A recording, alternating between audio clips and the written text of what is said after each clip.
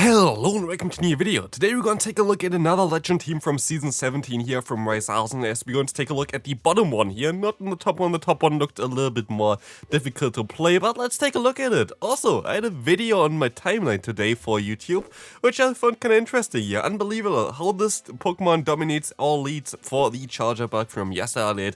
So let's take a look on how we're going to dominate every elite here today. It's gonna be amazing. I gotta show you here. We're gonna be able to have a team here, of course, now with the LilyNiRiain as a say swap, the Registeel in the back, and yeah, the Charjabug in the lead. We're going to actually be able to still get to the Power Whip here, which is going to be amazing.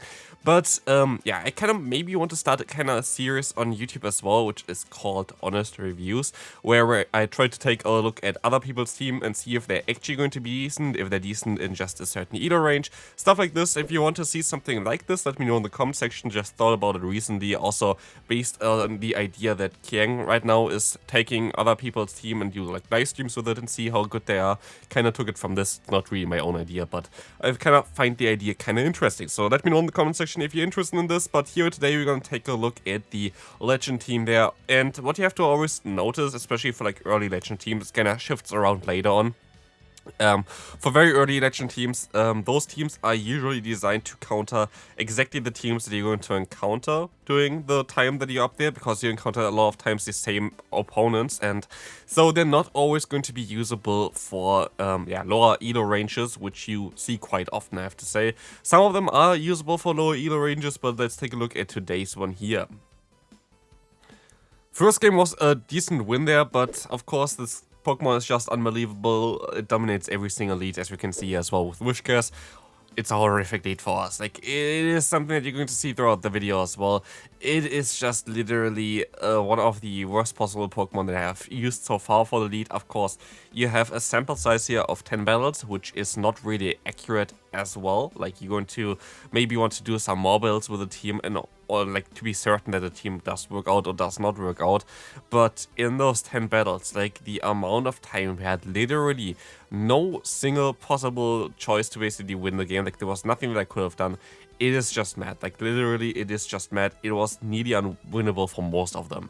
You're going to see the Talonflame. Talonflame is a huge issue for this team, or like in general, like Fire-type Pokemon can be a huge issue, because they are going to have a Fire-type weakness in the lead and a Fire-type weakness in the back. Skeldritch still going to get beaten by the LilyNiRiain, and yeah, still against Flying-type Pokemon, you're still going to be okay with your Charjabug out here. 2 Fire-type Pokemon, no chance of winning the game here, so let's move on to the next one.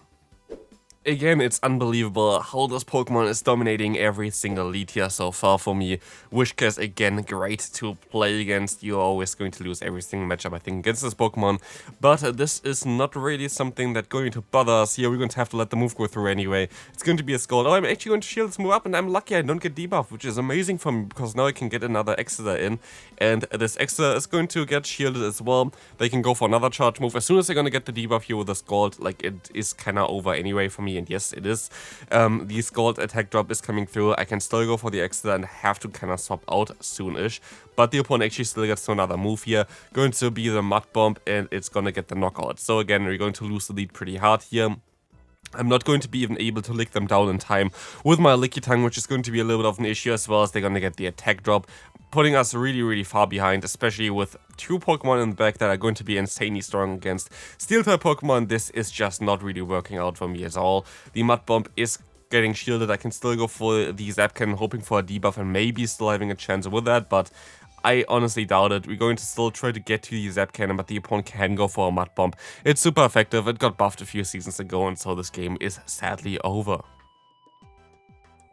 Next opponent coming through, we're going to see, oh wow, it's unbelievable how Charjabug wins every single lead. It's literally dominating the Swampert now for this game. It's amazing to have a ground type against an electric type, I think now 3 times in a row. Honestly, like, this is not really, I don't know, it just kind of showcases what I encountered during this day, which might be a little bit bad for me, or like in general not an accurate showcase of what you're going to encounter the entire time in the lead. But still, like, I got hard countered basically every single time I used Charjabug in the lead, so not too sure how unbelievable it is in the lead. But we're going to see as well that we're going to be able to go into LilyNiRiain. We can try to go for the lick down, and yeah, we're going to be able to take the the Hydro Cannon, but the opponent going to have the Altaria in the back, which is actually okay for me. I still have my Registeel. Registeel does not really care too much about the energy or like, yeah, anything that the opponent can really go for with the Altaria, so we want to be okay. We can still go for Body Slam, hoping that I get the shield from the opponent, but they don't really want to give it to me. So, yeah, I could actually just go for the Focus Blast. Focus Blast should be enough from this range, but I don't think I'm going to go for it. I think I'm just going to go for the Zap Cannon, yeah, exactly. It's not really the smartest play there. I think Focus Blast would have been enough, but we can now see what they're going to have in the back. We're going to encounter here the opponent's Trevenant, which is team completely... I mean, it's actually not that bad for it, because you have Lickitung, but otherwise, like, you lose against the Trevenant, and with the last two Pokemon, I definitely lose against it. Next up Pokemon, we're going to dominate the lead here with the Charjabug against the Klotz. I have to swap out, and the opponent hardwalls me, so I just decide to forfeit immediately.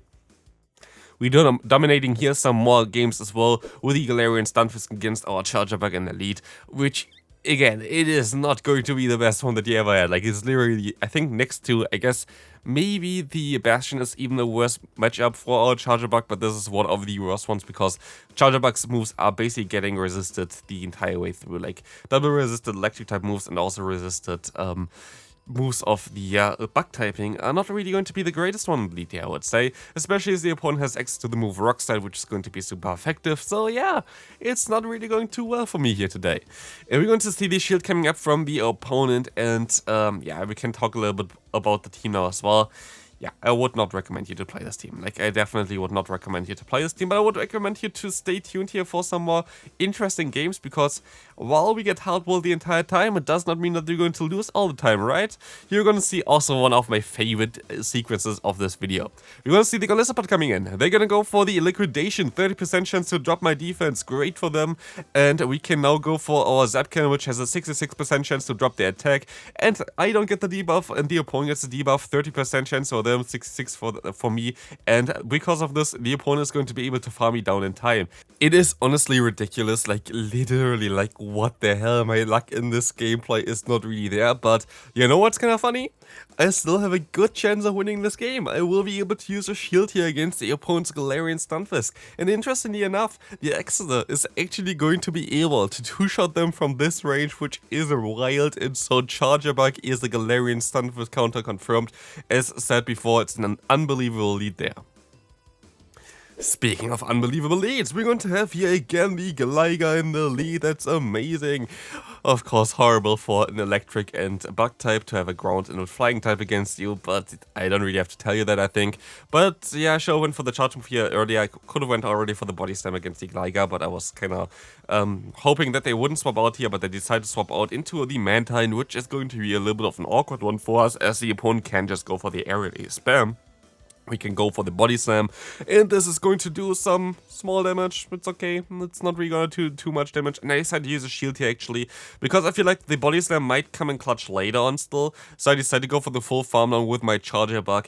The Charjabug is going to now go up against the Gligar again. It's going to be most likely an aerial ace or something. It's going to be actually already the dig, which is really bad for me, so I can go for the, yeah, Exeter. Both of them do exactly the same amount of damage. Both of them are going to be resisted Exeter as well as Discharge, so it doesn't really matter what you're going to go for, but at least you're going to get them fairly low, and the opponent decides to swap out into the Lantern. So there might be actually still some play that I can go for here to win this game. At least that's what I thought, but at the end of the day, the opponent is now at 2 shields to 1 shields against me, and they have a ton of energy on the Lantern, like literally so much energy. And of course, we're going to have the Zap Cannon on the Registeel. You know my luck for getting the debuff here.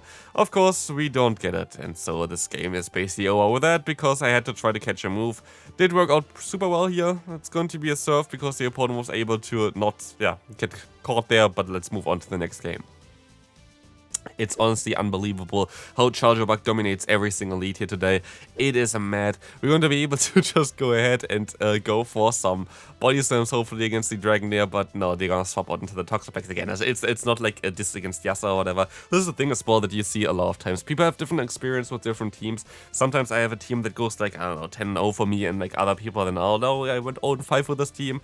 It's different kind of metas in different kind of areas, and yeah, also just a luck factor. Like, it's always kind of a luck factor. It really depends if you're going to have like great leads or not, and so we didn't really have great leads today, and I really didn't have great leads the entire way through. So yeah, it's not really dominating at least the leads that I'm going to encounter in the elo range that I'm in right now. And I'm really stuck in that elo range, which I find kind of funny today.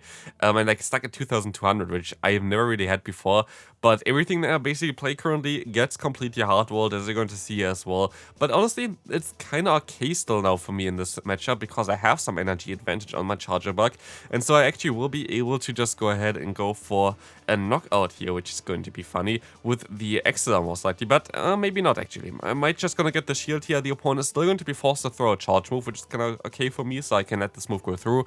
And as we will see afterwards as well, I can just go for the Focus Blast. The Focus Blast is coming through, is going to be able to get the knockout. And now it depends if Reggie still can win the game against the entire team of the opponent. Let's see what they're going to have still in the back. It's going to be a Jelson, though this is actually kind of playable, and the opponent tries to catch, which did not work out at all. And so I can go for the Zap Cannon, and for whatever reason, I actually going to be able to get a debuff with a Zap Cannon, which is kind of wild. And so now I can survive a serve with that. I'm still going to use a shield here, but let's take a look at this. We're going to be able to use, yeah, basically take still a serve from the opponent thanks to the debuff, and we can just go for either the Focus Blast or the Zap Cannon and knock them out and actually win a game today, which is absolutely wild. Let's take a look at the next opponent. We're going to have here the Broguiere lead. Actually, finally a half-decent lead for me. It's actually still not even that great, by the way. But the opponent swaps into the Superior. I will be able to reach an Exeter, which is kind of amazing. But I'm forced to swap out now into the Registeel anyway, because Registeel is going to be able to resist everything that the opponent goes for. And I should be able to even get to, up to maybe a Zap Cannon later on against the opponent's Broguiere, which is going to do a super effective damage, and most I would get shielded.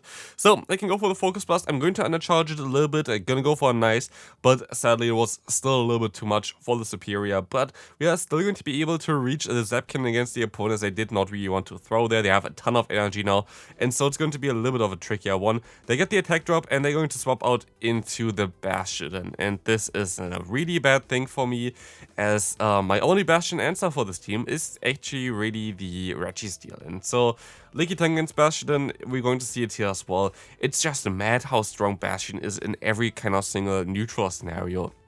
Like, we're still going to do neutral damage here against the opponent, and we have a shield advantage as well, and it still is not even going to be close. Like, it's literally not even going to be close. I can still use a shield here against the opponent. Of course, I can swap out now as well, which is going to make it a little bit more awkward, so I'm forced to swap out into my Charjabug as well.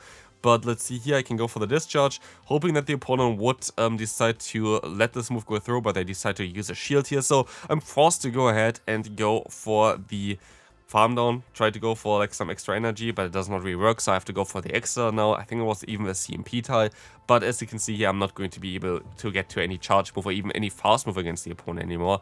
So yeah, I can go for the Power Whip. This is not going to be enough to get them low enough to go into like farm down range for myself either, and they can just go for a charge move. So this is going to be it for this game, and we can move on to the final one.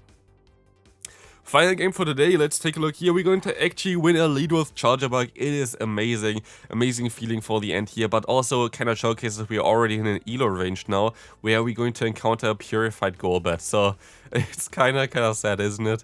Like, it's not something that you would really encounter in any higher up elo range either. So yeah, I'm kind of stuck down there right now. I'm definitely going to try to get out of the 2200 area right now, but honestly, I'm just stuck there. Like, I'm not even going to pretend it or whatever. Of course, I played Pokemon like Daddy Bird and stuff like this recently, which maybe dropped my elo a little bit, but still, like, I'm still not really elo to get out of this elo range, which is kind of sad to be seen. And so yeah, maybe it dominates, for example, leads in higher up elo range. There's like no diss against Yasa or anything like this. I just found it funny because my experience with Charjabug today as lead was completely a different one. And like, of course, it's something that he really, like, maybe you encounter different stuff, and this is something that happens just quite often. So like, I don't really want to diss anyone in this video. I just kind of found it hilarious to see something like this on my timeline, and then like my experience with it was completely a different one. Also, of course, no diss towards the legend player here that had this team, which worked out for them. It does not work out for me, and I would not recommend anybody to try this team out. I would not really try this team out. There are just too many core breakers for it. But they also said this basically there in Japanese. I think it was a buff, that the teams are most likely not going to work for anybody else, because it is depending on what kind of Pokemon you encounter, and it's different higher up. So this is going to be it for the video. Hope you enjoyed this honest review for Charjabug as a lead, as well as this team. Don't play it, it's not really good, at least in the normal ELO ranges where most people are currently, and I hope I see you in the next video. Bye bye!